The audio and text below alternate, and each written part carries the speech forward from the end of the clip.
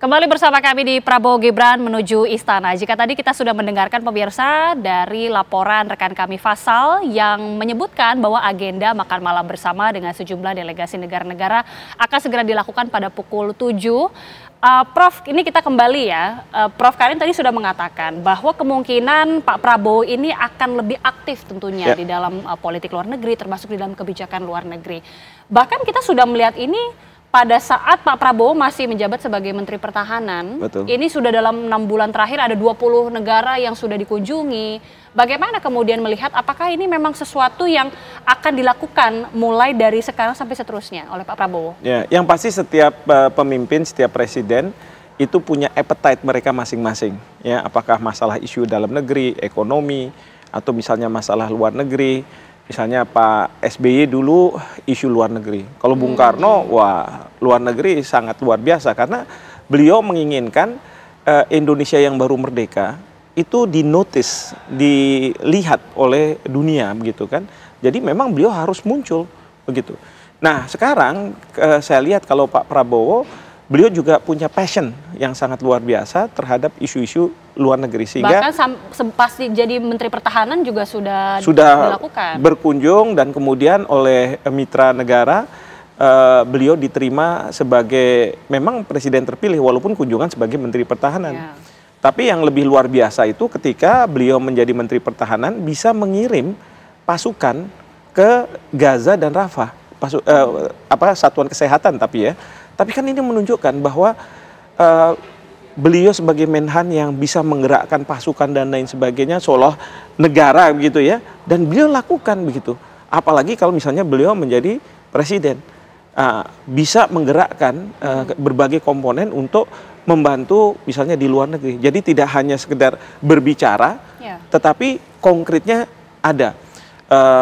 Juga misalnya terkait dengan Palestina, anak-anak yang sudah dewasa yang harusnya masuk perguruan tinggi itu dibawa ke Universitas Pertahanan untuk dididik, karena mungkin dari sisi beliau mengatakan kalau suatu hari nanti Palestina merdeka, jangan sampai Palestina dikelola oleh orang-orang yang secara intelektual tidak mampu, sehingga harus ada persiapan.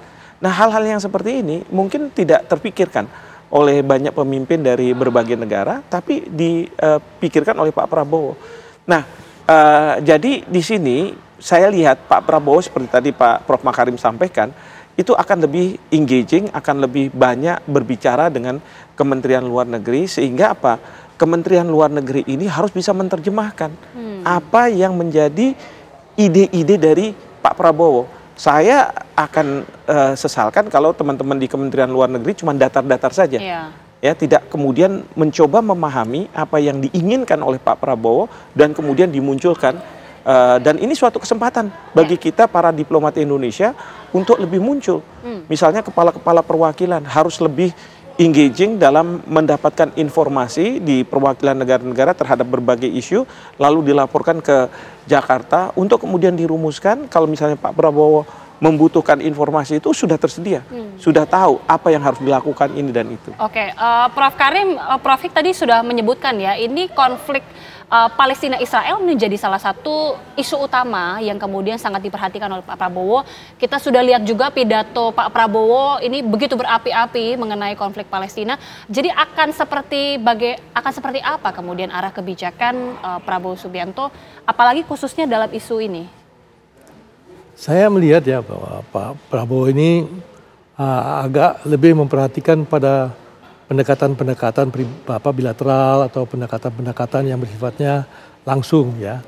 Nah, saya melihat bahwa proses yang ada di dalam organisasi-organisasi regional maupun organisasi-organisasi multilateral itu proses yang tidak cepat akan kelihatan hasilnya. Nah, jadi oleh karena itu saya mungkin melihat akan muncul pendekatan-pendekatan dari beliau sendiri ya, mengenai isu-isu yang bisa menjadi peredam daripada konflik yang sangat lama kejadian antara Israel sama Palestina. Kalau kita lihat kan, sebenarnya masalah mengenai Israel sama Palestina ini kan masalah menyangkut beberapa isu yang pokok. Ya, tetapi isu yang pokok tadi tidak dipecahkan, tapi isu-isu lain-lainnya muncul. Jadi misalnya saja, bagaimana status Yerusalem? Ya, karena Yerusalem itu bagi Palestina menginginkan itu kapitalnya, sedangkan oleh Israel mereka juga menginginkan. Jadi mereka melihat apakah misalnya pendekatan antara Yerusalem Timur masuk ke Palestina, Yerusalem Barat masuk ke Israel, itu tidak jadi pemecahan, ya, atau itu bisa dikeluarkan oleh Pak Prabowo untuk jalan keluar untuk menyelesaikan masalah Palestina. Karena dulu soal masalah Yerusalem ini sudah jadi isu sejak tahun 47.